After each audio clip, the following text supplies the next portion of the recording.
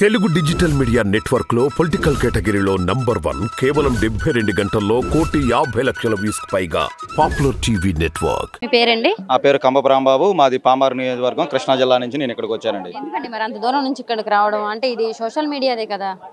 జగన్మోహన్ రెడ్డి గారు పిలుపునిచ్చారండి social media మీటింగ్కి రమ్మని చెప్పి, అందుకని మేము ఇక్కడికి రావడం జరిగిందండి. అసలు ఈ సోషల్ మీడియా ఈ ప్రోగ్రామ్ ఒక ముఖ్య ఉద్దేశం ఏంటండి? అసలు ఏం చెప్పాలని ప్రజలకి? ఈరోజు అసలు సమాజంలో జరుగుతున్న మంచిని ప్రజలకి తెలపడానికి చాలామంది సోషల్ మీడియా వాళ్ళు స్వతంత్రంగా వర్క్ చేస్తున్నారు. కానీ ఆ మంచి చెప్తే కూడా ఒక మనిషి ప్రాణం పోగొట్టే విధంగా అదే సోషల్ మీడియాలో ఆ తెలుగుదేశం వైపు ఉన్నారు. కాబట్టి అసలు అటువంటి వారి పట్ల జగన్మోహన్ రెడ్డి గారిని చర్యలు తీసుకోమని చెప్పడం కూడా జరిగింది. మేము ఇక్కడ కోరడం జరిగింది. అదేవిధంగా మాకు ఒక సెల్ ఏర్పాటు చేయమన్నాం. ఇందులో ఇలా మహిళల్ని అసభ్యకరంగా ఏ పదజాలాలు వాడుతూ ఇబ్బంది పెడుతున్నారో వాళ్ళందరినీ కూడా అరికట్టాలని చెప్పి మేము ఒక మంచికి నిలబడే మేము సోషల్ మీడియాగా మేము ఇక్కడికి వచ్చామండి. అంతేకాకుండా మరి అంటే ఇప్పుడు సోషల్ మీడియా అరికట్టే విధంగా అంటున్నారు. మరి అటువైపు చూస్తే ప్రతిపక్షాలు కూడా అసలు ఈ సోషల్ మీడియా వల్ల ఈ సోషల్ మీడియాలో వాస్తవాలు బయటికి తీసుకురావట్లేదు. అంటే వైసీపీ వాళ్ళు చేసినవి తప్ప వాళ్ళు కూడా అరాచకాలు చేస్తున్నారు, వాళ్ళు రౌడీజం చేస్తున్నారు, అవేమీ బయటికి రానివ్వట్లేదు అని చెప్పేసి అంటున్నారు కదండి.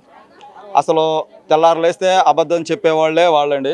నిజంగా కనుక జగన్మోహన్ రెడ్డి గారు కానీ ఇదే సోషల్ మీడియా నడుపుతున్న సజ్జల భార్గవ రెడ్డి గారు కానీ ఏ రోజు కూడా ఆ మామూలు తప్పుడు పోస్టులు పెట్టమని ఏ రోజు కూడా వాళ్ళు ఎప్పుడు పిలుపునివ్వడం జరగలేదు. అలాగే కూడా ఇప్పుడు కూడా చెప్పింది ఏంటంటే, మీరు మనం పెట్టే పోస్టు 10 మంది చూస్తారు కాబట్టి, ఎంతోమంది న్యూట్రల్స్ కూడా ఉంటారు కాబట్టి చాలా జాగ్రత్తగా మీరు పెట్టండి, అంతే తప్ప మీరు తెలుగుదేశం వాళ్ళలాగా చేయొద్దని చెప్పి మమ్మల్ని కోరడం కూడా జరిగింది. అలాగే వాళ్ళ పిలుపు మేరకు కూడా మేము అలాగే గత 15 ఏళ్లుగా మేము అలాగే జగనన్న గారికి మంచి కోసమే మేము ఉన్నాం. అంతేకాకుండా మరి జగన్మోహన్ రెడ్డి గారు గతంలో పాదయాత్ర చేస్తారండి, మళ్ళీ ఆయన బస్సు యాత్రతోటి ప్రజల్లోకి వస్తున్నారండి. మరి ప్రజల ఆదరణ ఎలా ఉందండి అసలు ఆయనకి? అసలు చూడాలంటే కాయ కష్టం చేసుకునేవారు కూడా ఈరోజు జగన్మోహన్ రెడ్డి గారిని చూడడానికి అసలు వస్తున్నారంటే నిజంగా అది ఒక అద్భుతం. ఒక కాయ కష్టం అంటే నిజంగా రెక్కాడితే డొక్కాడే ప్రజలు ఈరోజు ఆయన చూడడానికి వస్తున్నారు. మరి దాన్ని బట్టి అర్థం చేసుకోవాలండి జగన్మోహన్ రెడ్డి గారి పాలన ఎలా ఉందనేది. మరి అంతేకాకుండా మరి ఈసారి జగన్మోహన్ రెడ్డి గారు అంటే ఎక్కడ చూసినా సరే 175కి 175 అంటున్నారు. మరి 175కి 175 గెలుస్తారా? ఖచ్చితంగా అండి. ఎందుకంటే ఆ మాట ఎందుకు అంటున్నారంటే 175 నియోజకవర్గాల్లో జగన్మోహన్ రెడ్డి గారు సుమారు 2,70,000 కోట్ల రూపాయలు నేరుగా ఆయనే బట్టను నొక్కారండి. ఇందులో ఏ ఒక్క మధ్యవర్తులు అనేది ఎవరూ లేరు, నేరుగా ఆయనే నొక్కారు. కాబట్టి 175 నియోజకవర్గాలను కూడా ఓట్లేని వారు ఎవరైతే ఉన్నారో ఆ 24 నియోజకవర్గాలు కూడా ఆయన సమానంగా చూశాడు. కాబట్టి ఆ నమ్మకంతోనే ఏదైతే ప్రజలు కోరుకున్నారో, తన పాదయాత్రలో ఏదైతే కోరుకున్నారో ఆ హామీలన్నీ 99% ఆయన నెరవేర్చారు. కాబట్టే ఈరోజు 170 వస్తుందని చెప్పి ఆయన చెప్పడం జరిగింది. అదేవిధంగా కూడా ప్రజలందరూ కూడా అదే నమ్ముతున్నారు. మరి కానీ చంద్రబాబు నాయుడు గారు జగన్ గారిని పులివెందల్లోనే ఓడిస్తానంటున్నారు కదండి. నేను నుంచోని అవసరం లేదు, ప్రత్యర్థిగా ఎవరిని నుంచోబెట్టినా మా పార్టీ తరఫున జగన్ ఓడిస్తానంటున్నారు కదండి. అసలు ఎప్పుడైనా గెలిచారా వాళ్ళు? పులివెందల్లో ఎప్పుడైనా గెలిచారా? రాజశేఖర రెడ్డి గారి కుటుంబం ఓడిపోవడం అంటే ఎక్కడైనా చూసారా? మరి ఇది కామెడీయే కదా.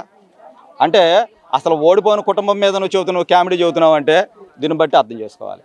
అంతేకాకుండా గతంలో లోకేష్ గారు మంగళగిరి నుంచి పోటీ చేశారండి, మళ్ళీ ఇప్పుడు ఆయన మంగళగిరి నుంచి సీట్ ఇచ్చారండి. ఈసారైనా మంగళగిరిలో గెలుస్తారంటారా? అతను హార్డ్ వర్క్ అయితే చాలా వరకు చేశాడు, కానీ అదేవిధంగా రౌడీయుధం కూడా చేస్తున్నాడు. ఎవరైనా సరే ఏదైనా మంచి కోరి నిలబడితే జగన్ గారి కోసం నిలబడితే వాళ్ళని బైకులతో గుద్దించి కూడా అతను తన మనుషులు చేస్తున్నారు. రౌడీయిజం అంటే అతను ఏ విధంగా రౌడీయిజం ఎవరి మీద చేస్తున్నాడంటే ఒక ఎస్సీ మీద, ఒక బీసీ మీద, ఒక ఎస్టీ మీద, ఒక మైనారిటీ మీద, అలాగే వేరే కులాల వారు ఎవరైతే ఉన్నారో ఒక నాన్ కమ్మాస్ ఎవరైతే ఉన్నారో వాళ్ళందరి మీద అతను దాడులు చేస్తున్నాడు. కాబట్టి ఖచ్చితంగా అక్కడ ప్రజలు ఖచ్చితంగా ఓడిస్తారండి ఆయన్ని.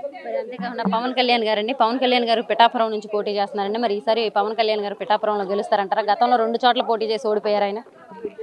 పవన్ కళ్యాణ్ అసలు పిట్టల ధర అని చెప్పి ఆల్రెడీ అతను ఎప్పుడైతే పిఠాపురం ఎంచుకున్నాడో ఆయన పిట్టల ధరగానే చెప్తున్నారు. పిట్టల ధర ఏంటంటే అవన మాటలే చెప్తాడు. కాబట్టి పవన్ కళ్యాణ్ కూడా అవన మాటలే చెప్తున్నాడు.